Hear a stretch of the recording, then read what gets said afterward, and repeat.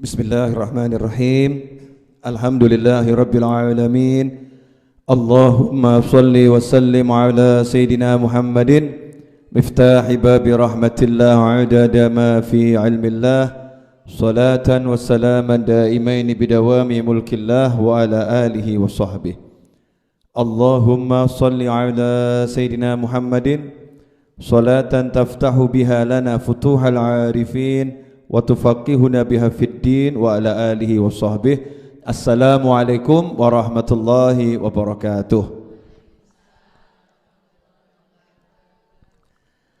Alhamdulillah bisa kumpul lagi dalam kebaikan. Ya, mudah-mudahan kita bisa jadi manusia yang lebih baik menurut Allah Ta'ala, bukan baik menurut manusia. Karena kadang baik menurut manusia tapi tidak baik dalam pandangan Allah Subhanahu wa ta'ala. Kalau sesuatu yang baik menurut Allah pasti baik menurut manusia yang waras. Ya, menurut manusia yang normal pasti baik. Tapi yang namanya zaman sekarang itu baik ya jadi relatif ya. Baik zaman sekarang itu kadang sesuatu yang enggak baik menurut Allah, kalau yang melakukan banyak jadinya baik. Ya, yang melakukan banyak dipandang baik, dipandang biasa-biasa saja. Padahal menurut Allah itu tidak baik. Makanya kita minta agar kita jadi manusia-manusia yang baik menurut Allah Subhanahu wa ta'ala. Sore ini kita akan kembali melanjutkan kitab Ayyuhal Walad. Dan ini untuk episode terakhir di bulan ini. Bulan ini nanti Rebu depan dan seterusnya episodenya episode ngaji tentang nabiku, tentang Kanjeng Nabi Muhammad sallallahu alaihi wasallam, persiapan menghadapi bulan Maulid. Wa ma taqulu fi hadzal hadits bunyal islamu ala khamsin syahadati an la ilaha illallah wa anna Muhammadar Rasulullah wa iqamis shalah wa ita'iz zakah wa shaumi Ramadan wa hajjil baiti man istata'a ilaihi sabila. Kata Imam Ghazali, bagaimana pendapatmu? Bagaimana menurutmu tentang hadis yang menyatakan Islam itu dibangun di atas 5 pondasi? Itu namanya rukun Islam. Yang pertama syahadah, ya, kesaksian tidak ada Tuhan kecuali Allah dan baginda Muhammad adalah Rasul utusan Allah.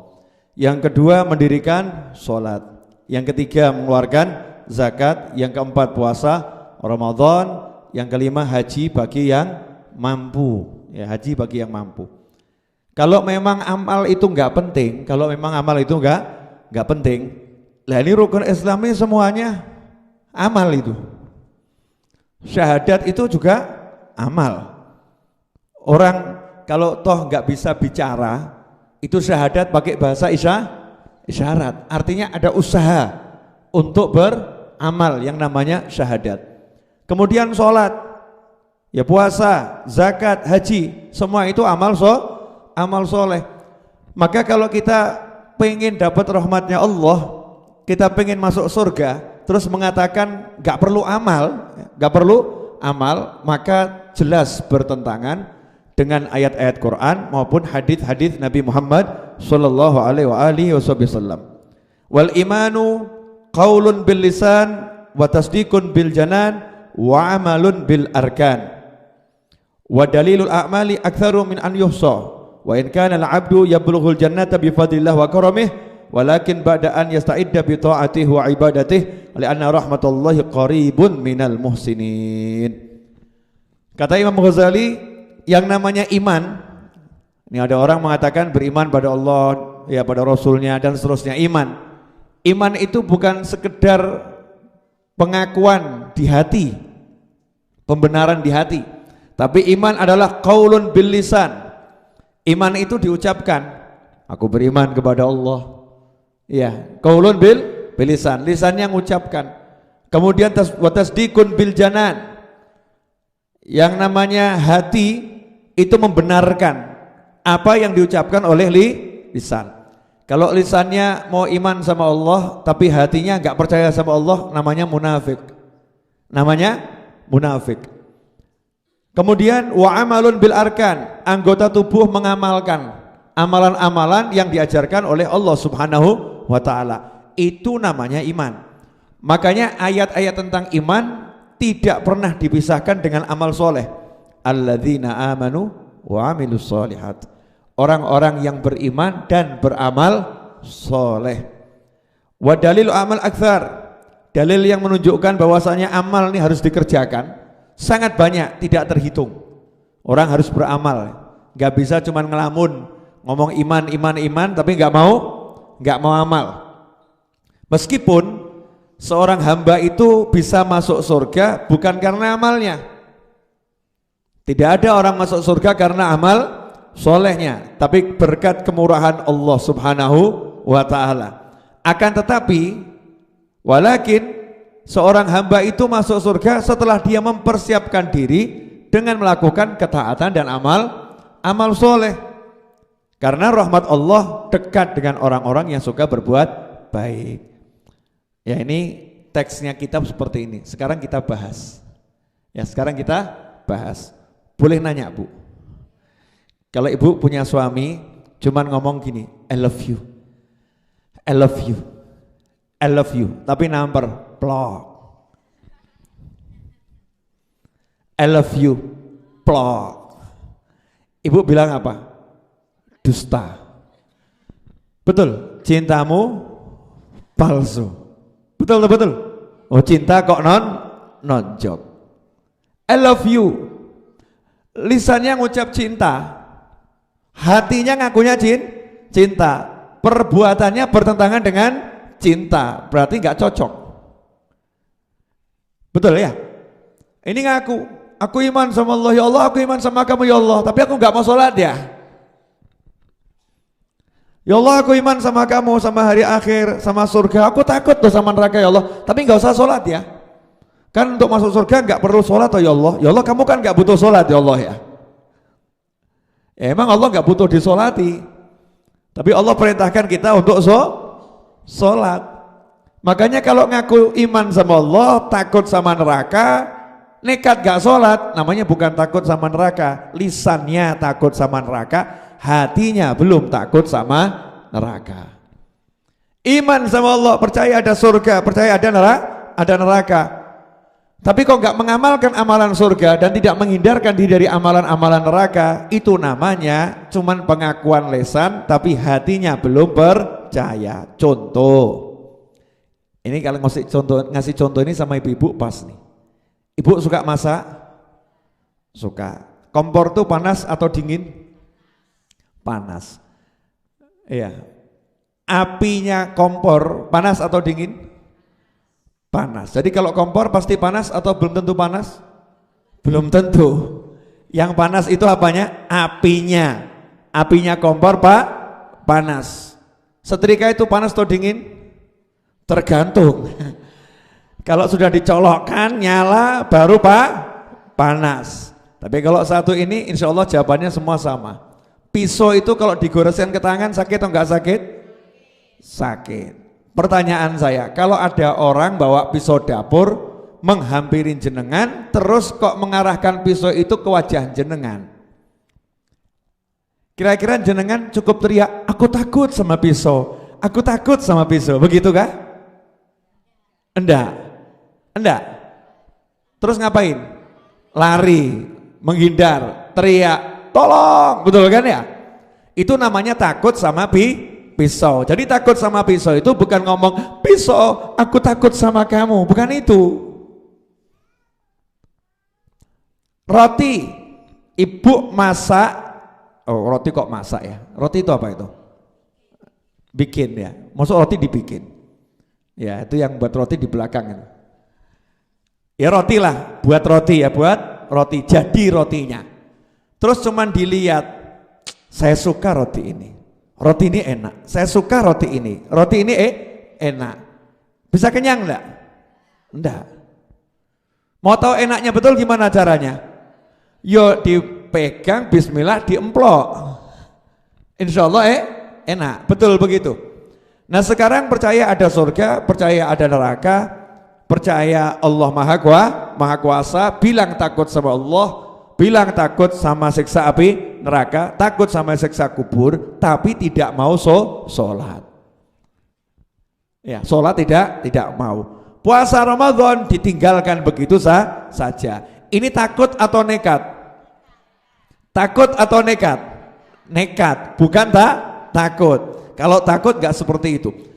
Makanya saya ngomong sama diri saya sendiri, saya ini belum sampai derajat orang yang takut sama Allah. Belum. Belajar bisa takut sama Allah. Kerasa takut gitu ya, takut bener ya. Tapi kalau sayang sama Allah, insya Allah sudah. Merasakan sayangnya Allah sudah. Tapi takut belum. Sebab orang kalau betul-betul takut sama Allah, saya takut sama Allah. Ada perempuan cantik, gak mungkin saya lirik. Betul kan? Gak mungkin saya lirik. Tapi sekarang ada perempuan cantik, saya lirik tidak? Biar tetap jadi rahasia di antara kita. Ya, kan haram kalau gak sengaja gak apa-apa, dibilang haram. Katanya kita takut sama Allah, lihat orang ganteng, dinikmati atau gak dinikmati? Bahkan kalimatnya nyebelin, ya daripada mubadzir Ustadz gitu. Masya Allah. Kan haram itu gak boleh. Katanya takut sama Allah. Berarti sudah takut atau belum? Belum. Nah kita akhir zaman ini aneh, ditakut-takuti gak takut. Ditakut-takuti gak takut. Beda dengan orang dulu. Orang dulu belum ditakut-takutin sudah takut.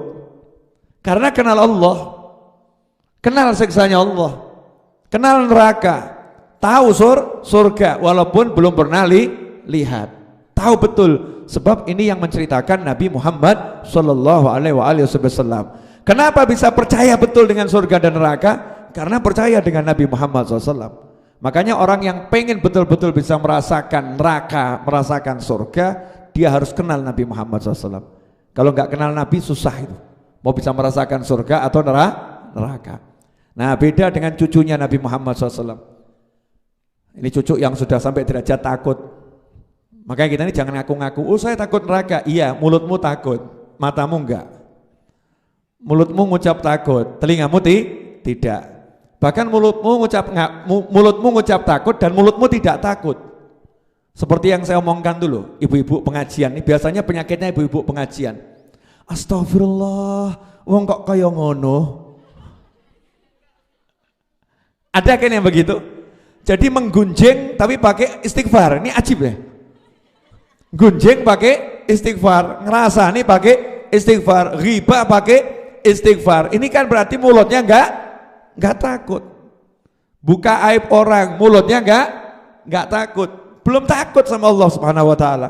Beda dengan Sayyidina Ali Zainal Abidin As-Sajjad radhiyallahu anhu. Cucu Nabi Muhammad SAW, Ali Zainal Abidin.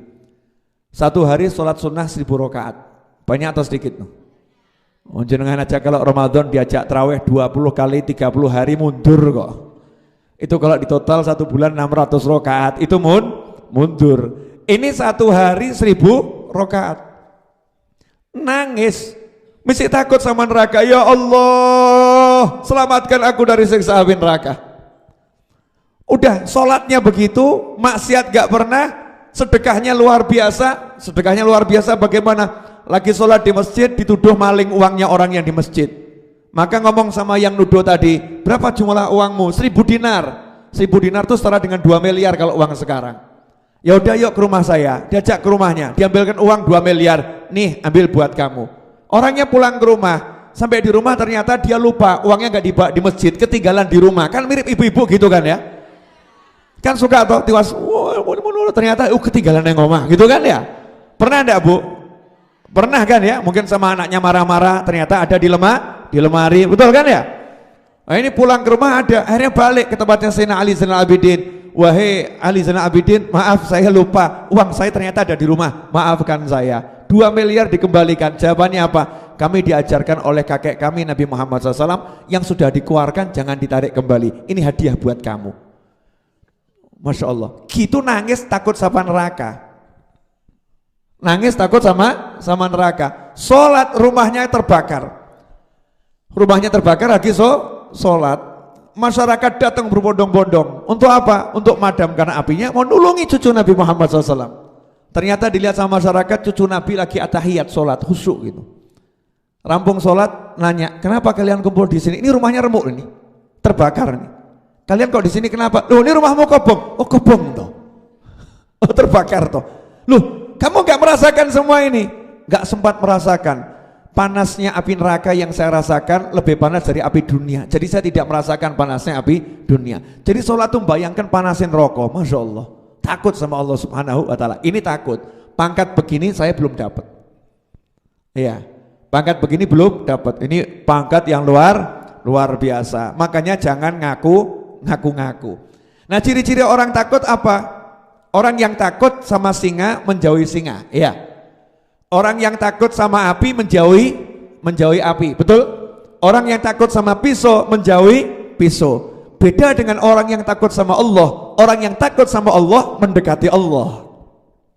Orang yang takut sama Allah mendatangi Allah. Makanya kalimatnya fafirru ilallah. Berlarilah mendatangi Allah. Jadi kalau kita takut sama nerakanya Allah, justru kita mendekati Allah. Ya Allah, selamatkan dari siksa api neraka. Itu namanya amal, bukan ngelamun. Yang ngelamun tuh yang aku takut sama neraka, aku takut sama neraka. Itu namanya ngelamun. Kalau takut sama neraka, habis sholat subuh, habis sholat maghrib, diajari oleh Nabi Muhammad SAW, baca Allahumma ajirni minan nar 7 kali. Siapa baca ini akan dilindungi dari siksa api neraka. Itu pun jarang dibaca. Itu pun sering lupa. Update status gak lupa. Enggak lupa. Buka statusnya orang gak lupa. Tapi baca Allahumma ajirni minan nar lupa. Betul ibu-ibu? Alhamdulillah ngaku. Ibu-ibu itu walaupun baca Allahumma ajirni minan nar 7 kali tetap ngomongnya betul gitu ya. Tawadhu, Masya Allah. Nah ini ikhwani rahimakumullah, ibu-ibu yang dimuliakan Allah Ta'ala, pemirsa dimanapun anda berada. Jadi yang namanya orang iman, orang percaya itu mulutnya ngucap, hatinya membenarkan, tubuhnya berbuat sesuai yang diucapkan. Itu baru namanya mukmin. Asbahtu mu'minan billahi haqqan. Kata seorang sahabat, ya Rasulullah, aku pagi ini betul-betul iman sama Allah. Maka Rasul menjawab, setiap orang ngaku iman itu tidak sembarangan, harus ada buktinya. Ya, apa buktinya? Nah, itu insya Allah akan saya jelaskan dalam kesempatan yang lain. Itu ceritanya panjang soalnya, ya haditsnya panjang. Itu kesempatan yang lain. Tapi bukti bukan sekedar ucapan. Itu sahabat mengatakan kalau di pagi hari saya tidak merasa bisa sampai sore. Kalau di sore hari merasa nggak bisa sampai pagi hari. Itu mukmin. Lah kalau kita enggak, setiap tidur merasa bisa bangun kok. Betul kan? Merasa bisa bangun. Kalau pagi merasa sampai 2 tahun lagi kok.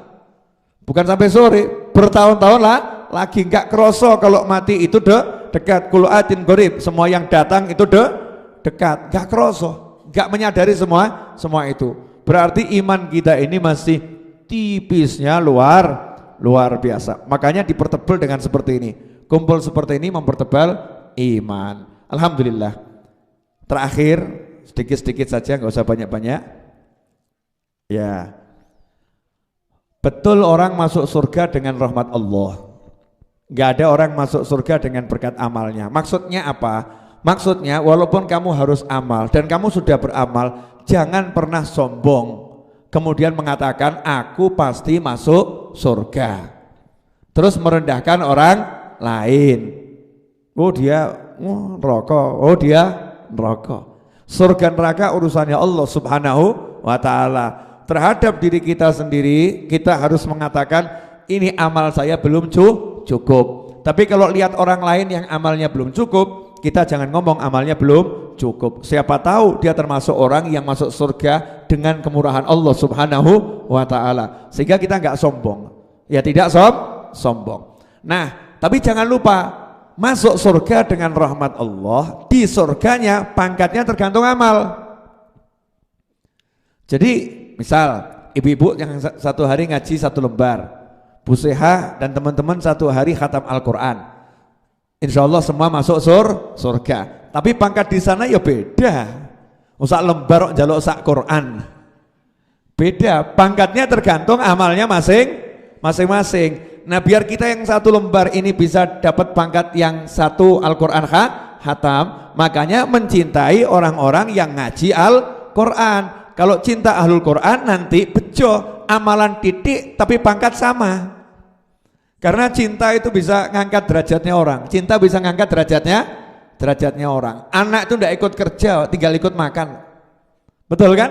Karena dicintai sama orang tua. Kita jalan kaki, kenalan kita naik mobil. Nah, karena kita cinta sama orang tersebut dan orang tersebut cinta sama kita, dia kok mandek mobilnya, turun dari mobil, ayo ikut mobil saya. Nggak ikut bayar mobilnya, nggak ikut ngerawat, nggak ikut beli, nggak ikut nyupiri, tinggal duduk manis. Manis. Modalnya apa? Punya amal namanya cinta. Maka apa yang bisa kita lakukan? Lakukan amal apapun ya untuk jalan ke surganya Allah Subhanahu wa taala. Jadi iman itu sebagai syarat awal. Ya, syarat awal untuk masuk surga. Tapi untuk masuk surga imanmu butuh dibuktikan. Dibuktikan dengan apa? Dengan yang namanya amal soleh. Rahmatnya Allah dekat dengan orang yang suka berbuat kebajikan. Mudah-mudahan yang sedikit ini barokah dan manfaat. Insya Allah kita semua termasuk orang-orang yang beriman dan ahli amal. Ya, beriman dan ahli amal soleh, amal-amal yang baik. Dan mudah-mudahan insya Allah pembangunan asrama santrinya diberi kemudahan oleh Allah Ta'ala. Pelunasan dananya juga diberi kemudahan oleh Allah Subhanahu wa taala, dan semoga semua yang membantu dengan apapun, dengan materi, dengan doa, dengan apapun, diberi Allah taala bantuan dalam kehidupan dunia dan akhiratnya.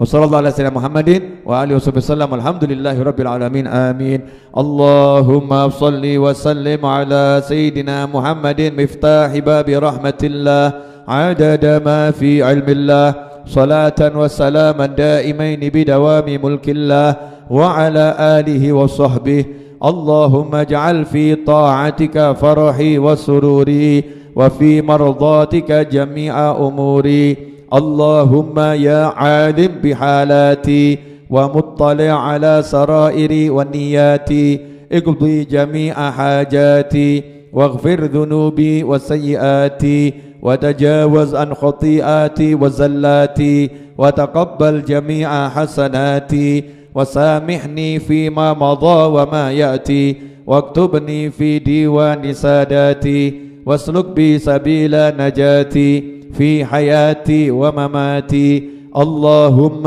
إني طامع في عطاك راغب في رضاك مستسلم لقضاك فاكتبني من أولياك واسلك بي سبيل هداك وألحقني بأصفياك وصلى الله على سيدنا محمد وعلى آله وصحبه وسلم والحمد لله رب العالمين آمين.